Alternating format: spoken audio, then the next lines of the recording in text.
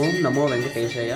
నేను మీరు చూస్తున్నారు ఎక్స్ప్లోర్ వైబ్స్ అని చెప్పాడు. బెంగళూరుని ఎక్స్ప్లోర్ చేస్తానని చెప్పాడు. కానీ దేవస్థానాల చుట్టూ తిరుగుతున్నాడు ఏంట్రా అనుకోవచ్చు. కానీ శ్రీ మహావిష్ణు విశ్వరూపాన్ని ఇజ్జీపురంలో ప్రపంచంలోనే అతి ఎత్తైనటువంటి 108 అడుగులతో ప్రదర్శించారు చూడండి, ఏకశిల పైన. అలా నేను మా ఫ్రెండ్స్ కలిపి ఈ వీకెండ్ ఆ వెంకటేశ్వరుని దర్శనం అనేది చేసుకోవడం జరిగింది. మా వెంకటగాడు వేసిన తిరుపతి వెంకటేశ్వర స్వామి ప్లాను ఈ విధంగా ఇజ్జీపురంలో వెంకటేశ్వరుని ప్లాన్గా అయిపోయిందండి. ఎటువంటి ప్లాన్ లేకుండా 3 పంచులతో తెల్లవారు 5 గంటలకు వెళ్ళాల్సిన వాళ్ళం మేము 8:30, 9 గంటలకు మొదలయ్యి 10 గంటలకి ఆలయం వద్దకు చేరుకున్నాం. ఇంతలో కలర్లు బాగున్నాయని మా ఫ్రెండ్స్, కంటెంట్ కోసం అని నేను పడిన పాటలు ఇంత అంత కాదు. ఈ టైంలో ట్రాఫిక్ కానిస్టేబుల్ ఎక్కడ పట్టుకుంటారని 3 నామాలు పెట్టుకోకపోయినా ముచ్చటగా 3 హెల్మెట్లు శతకోటి నామాలలాగా పెట్టుకుంటూ అలాగా మా యొక్క దర్శనానికి బయలుదేరాం. ఈ వీకెండ్ వెంకటేశ్వరుని దర్శించుకున్నాం. మీరు కూడా ఒకసారి వెళ్ళి దగ్గరలో ఉన్నట్లయితే ఖచ్చితంగా విజిట్ చేయండి, చాలా బాగుంది. అక్కడ మన తెలుగు వాళ్ళు చాలామంది వచ్చారు. ఎక్కువ మంది నేను చూశాను అక్కడ అమలాపురం, కాకినాడ, రాజమండ్రి అనుకుంటాను. నీళ్ళు ఏడెక్కలేదా అనే రకాలు అందరూ దొరికారు అక్కడండి. వాళ్ళే మాకు ఫోటోలు కూడా తీశారు. చాలా మంచిగా అనిపించింది, బాగుంది టెంపుల్ అట్మాస్ఫియర్, అక్కడ ఉన్న నేచరు. ఇంకోటి చెప్పాల్సిన విషయం ఏంటంటే ఆ టెంపుల్కి మనం పోవాలంటే మరొక 2 నెలలు ఆగినట్లయితే అక్కడ కన్స్ట్రక్షన్ పనులన్నీ కూడా కంప్లీట్ అయిపోయి మొత్తం మనకి టెంపుల్ అనేది మంచిగా అనిపిస్తుంది. కూర్చోడానికి అనేది కొంచెం లేదు, అది ఒక్కటే ఇబ్బందిగా ఫీల్ అయ్యాం. నెక్స్ట్ టైం వెళ్ళేటప్పుడు మంచిగా ఇంకా ఎక్స్ప్లోర్ చేస్తాను. ఎక్స్ప్లోర్ చేయాలనుకున్నాను కానీ చేయడానికి అక్కడ ఏమీ లేదు. అక్కడ 108 అడుగుల శ్రీ మహావిష్ణు విగ్రహం అనేది బాగా అనిపించింది.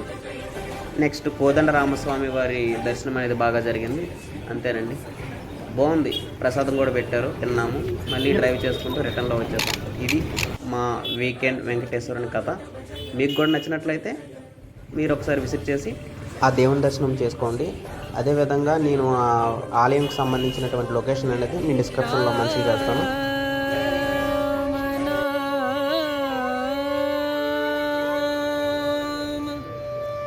भजले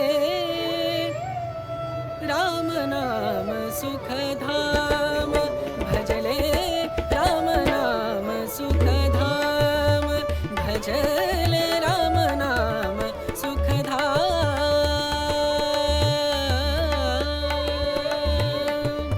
तेरा पूरन हो सब काम, तेरा पूरन हो सब काम, भजले राम नाम सुखधाम, भजले राम नाम सुखधाम।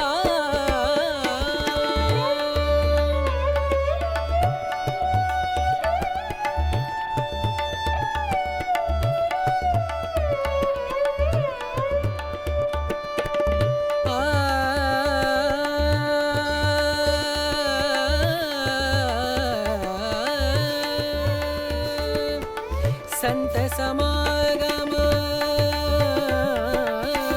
संत समागम, संत समागम, संत समागम करे निरंतर, संत समागम करे निरंतर, जग से हो परा,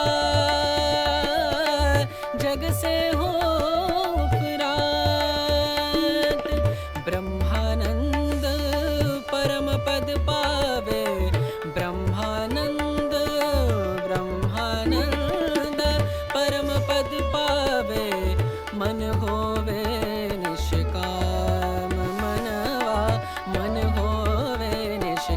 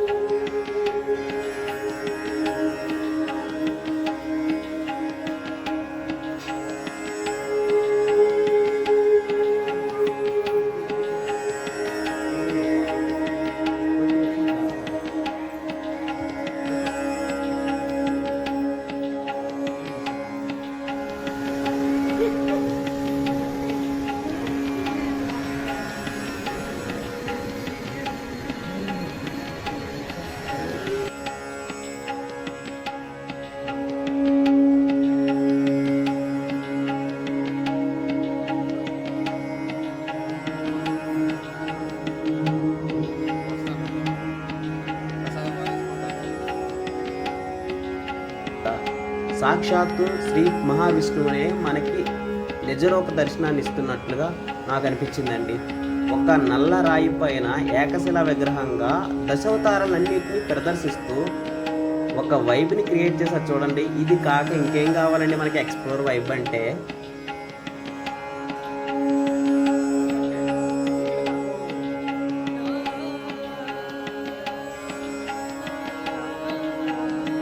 మామూలు లేదండి, ప్రశాంతంగా ఉందండి లైఫ్. ఇంతకన్నా ఇంకేం కావాలని చెప్పండి. ఇది నేనే కాదు, మీరు కూడా చూడండి. ఒక్కసారి చూసి వెళ్ళి రండి, అప్పుడు అంటారు మీరు కూడా ఏకశిల విగ్రహం పైన ఇంత దశావతారాన్ని ఎలా చెక్కారు రా బాబు, ఆ చెక్కినాడు అవడా కానీ గుడి కట్టాలని అంటారు. శ్రీ మహావిష్ణువుకి ఆల్రెడీ కట్టారు కదా, అది చాలా ఆయనకి కట్టినట్లే చాలా బాగా చెక్కారండి.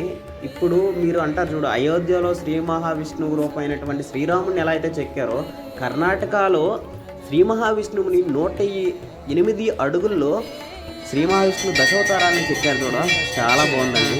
ఇది మీతో పాటు మీరు కూడా చూసి ఆనందించండి. ఆయన యొక్క శ్రీ మహావిష్ణువు యొక్క ఆశీస్సులు మీరు కూడా పొందండి. ఇది ఎక్కడికి ఎలా వెళ్ళాలరా అంటారా, ఏముంది మెజెస్టిక్ తిన్నగా వచ్చేసండి. అక్కడి నుంచి ఇజ్జీపురం కానీ లేకుంటే సుబ్బయ్య సెంటర్కి కానీ బస్సు ఎక్కండి. ఈ రెండిట్లో ఏదో ఒకటి దొరుకుతుంది బస్సు. 365 or 140A bus ఎక్కేసేయండి. అక్కడి నుంచి 190 మీటర్ల దూరంలోనే శ్రీ మహావిష్ణువు యొక్క విశ్వరూపం, ఈ విగ్రహం అనేది మీకు అనేది కనిపిస్తుంది. వెళ్ళి ఒక్కసారి ఈ వీకెండ్లో చిల్లవరండి, అది చాలు. ఈ పబ్బులు, మాల్లు, థియేటర్స్ అంటారా ఎప్పుడు ఉండేవే. ఈ వీకెండ్కి ఈరోజు పోండి.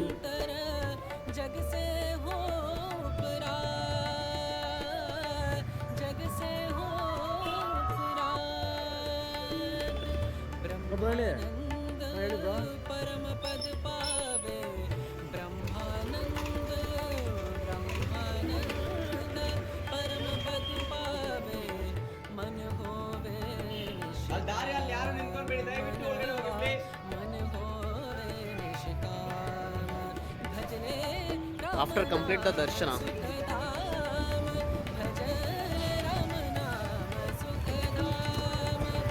వెదర్ అనేది చాలా చేంజ్ అయిపోయింది.